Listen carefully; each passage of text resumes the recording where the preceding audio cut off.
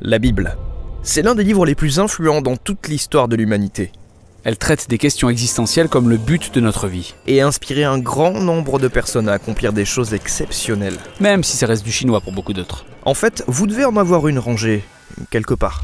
Mais la Bible, qu'est-ce que c'est en réalité?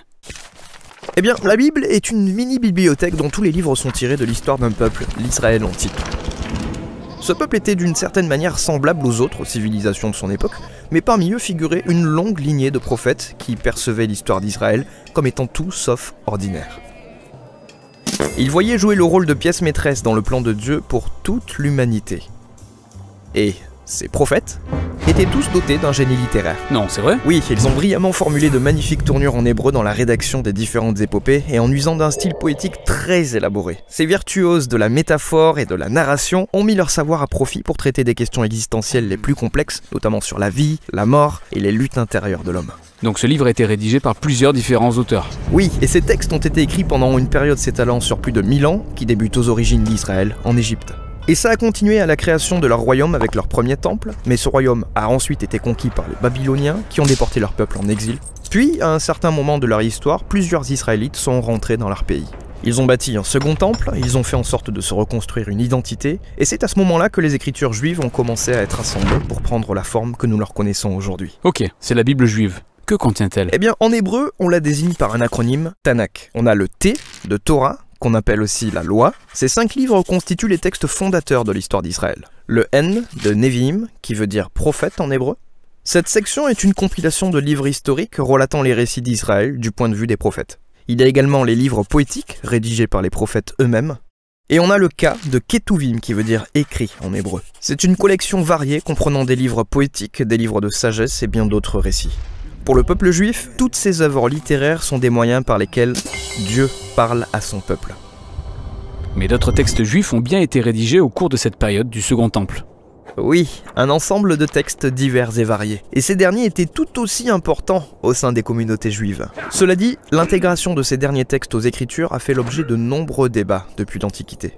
Ça fait quand même un paquet d'écrits différents et rédigés sur une très longue période. Alors comment les avoir assemblés de la sorte? Une fois mis ensemble, ces textes racontent la même épopée montrant comment Dieu œuvre à travers ce peuple pour remplacer le chaos de notre monde par l'ordre et la beauté. Et tout ceci contribue à susciter l'espoir de la venue d'un nouveau leader qui renouvellera toute la création. Mais le Tanakh s'achève sans que ce leader n'arrive. Donc c'est une œuvre brillamment rédigée, mais qui finit en queue de poisson? En effet. En fait, quelques siècles plus tard, un prophète juif appelé Jésus de Nazareth entre en scène. Il affirmait poursuivre l'histoire du Tanakh. Donc Jésus a fait plein de choses géniales. Il a été tué.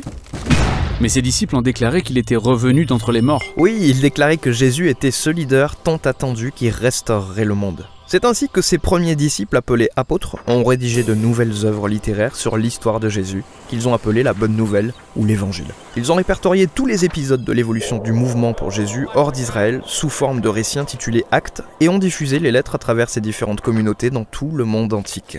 Et ils considéraient tous ces textes comme faisant partie des Écritures? Oui, tous les écrits des apôtres constituent l'accomplissement de l'épopée du Tanakh. Et leurs écrits s'inscrivent dans la droite ligne du génie littéraire propre à la tradition juive. De la même manière qu'avec les écritures juives, ils avaient aussi foi que Dieu parlait à son peuple à travers ces textes. C'est donc ce qui constitue l'Ancien et le Nouveau Testament. Mais que pensaient les premiers chrétiens des autres écrits datant de l'époque du Second Temple? Eh bien, il y avait plusieurs avis divergents selon les groupes, mais on sait que ces livres étaient lus et suffisamment importants pour être intégrés aux écritures juives, puis transmis aux générations suivantes. On se retrouve donc avec le Tanakh, les écritures juives, ces autres œuvres datant de l'époque du Second Temple, et les écrits des apôtres sur Jésus. Ça fait un sacré paquet d'écrits au final. Alors, que contient ma Bible? Le christianisme a beaucoup muté en 2000 ans, et dès le départ, tous les chrétiens se sont accordés sur le fait que le Tanakh et le Nouveau Testament constituaient les Écritures. Et pendant des siècles, une grande partie des textes du Second Temple étaient lus dans le cadre de la tradition biblique. L'Église catholique a fini par les officialiser en intégrant certains livres de cette collection sous le nom de livres deutérocanoniques. Certaines églises orthodoxes utilisaient même davantage de livres de la littérature du Second Temple, puis arriva la Réforme au XVIe siècle, où les chrétiens protestants ont préféré revenir aux écrits originaux des prophètes et des apôtres, et ont dès lors choisi de se référer uniquement à l'Ancien et au Nouveau Testament.